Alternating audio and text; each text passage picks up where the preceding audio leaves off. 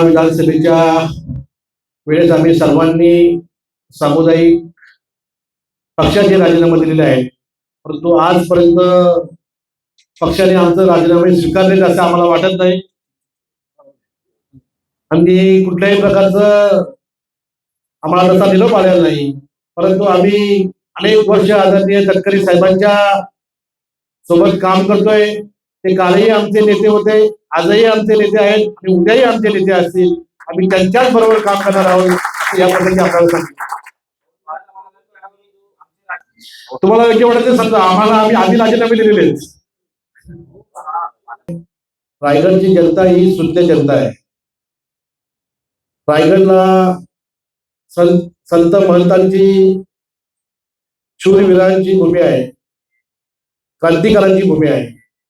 रायगडमध्ये एक उच्च शिक्षित पालकमंत्री असावा असा पूर्ण रायगडच्या जनतेची मागणी आहे.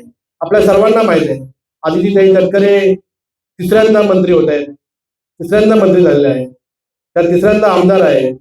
आणि काही लोकांचा वयाचा नुसता असून काही फायदा होणार नाही, वयाचा अनुभव असून काही फायदा होणार नाही.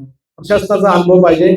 आदरणीय आदितीताईंना प्रशासनाचा अनुभव आहे, त्या तीन वेळेस मंत्री राहिलेले आहेत आणि उच्च शिक्षित आहे. तर रायगड जिल्ह्यासाठी आदरणीय ताईच पालकमंत्री योग्य आहेत असं मी या ठिकाणी आपल्याला सांगेन. कर्जत पनवेल असा उपनगरीय रेल्वे कॉरिडॉर मार्गाच्या नवीन स्टेशन आपले तयार होत आहे. त्यासाठी मी तुम्हाला सांगितलं का वीर हुतात्मा हिराजी पाटील यांचं नाव त्या स्टेशनला द्यावं असं आमची सर्वांची, आमच्या परिवर्तन विकास आघाडीच्या सगळ्या कार्यकर्त्यांची मागणी आहे, कर्जतकरांची मागणी आहे. त्यासाठी आम्ही सर्वजण प्रयत्न करणार आहोत. यासाठी जो लागणारा पत्रव्यवहार आहे तो पत्रव्यवहार आम्ही रेल्वे मंत्री असतील, मुख्यमंत्री असतील, सर्व प्रशासकीय अधिकारी असतील, सर्व मंत्री महोदय असतील, त्यांना सर्वांना आम्ही पत्रव्यवहार केलेला आहे आणि त्याचा फॉलोअप सुद्धा चालू आहे.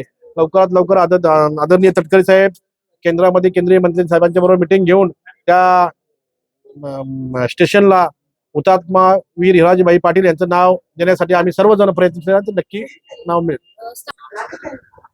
आदरणीय तटकरे साहेब हे राष्ट्रवादी काँग्रेस पार्टीचे प्रदेश अध्यक्ष आहेत, रायगडचे खासदार आहेत आणि ते आमचे 30 वर्षापासून आमचे नेते आहेत. त्यांचा आम्ही नेहमी आदर करतो. आदरणीय तटकरे साहेबांनी नेहमीच या कर्जत खालापूरच्या विकासासाठी, या रायगडच्या विकासासाठी प्रयत्न केलेले आहेत आणि जर खऱ्या अर्थाने रायगडचा विकास जर कोणी केला असेल तर आपल्याला कोणीही सांगेल का तटकरे साहेबांनी केला आहे. आज जर महायुती जी सत्तेमध्ये आहे त्या लाडकी बहिणीच्या योजनेमुळे सत्तेमध्ये आहे हे आम्हाला मी सांगण्याची गरज नाही.